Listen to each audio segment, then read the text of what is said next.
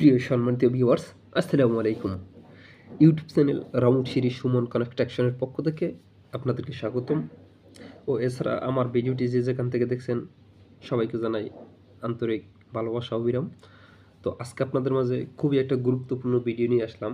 তো এই ভিডিওটার বিষয় হচ্ছে গিয়ে আমরা ডুপ্লেক্স বাড়ির রাউন্ড সিঁড়িতে কীভাবে রডগুলি বান্ডিং করি এবং কত রড দিয়ে থাকি। তো এই বিষয় নিয়ে এই ভিডিওটা। তো মূলত হচ্ছে গিয়ে ডুপ্লেক্স বাড়ির রাউন্ড সিঁড়িতে আপনার কোনো সাপোর্ট থাকে না। তো সেই সাপোর্ট না থাকার কারণে হচ্ছে গিয়ে আপনার গোড়ার অংশ থেকে ডিরেক্ট এই দেখুন, গোড়ার অংশ থেকে ডিরেক্ট এক রডে আপনার ছাদ পর্যন্ত, ছাদের যেই সামনে যেই আপনার ভীমটা থাকে সেই ভীমটা ওভারসিজ করে আপনার কেরেন পর্যন্ত ডিরেক্ট রড দেওয়া থাকে। তো আসলে মূলত বিষয় হচ্ছে গিয়ে এজন্য আপনারা অনেকে প্রশ্ন করেন, তো আপনাদের প্রশ্নটা রাইট।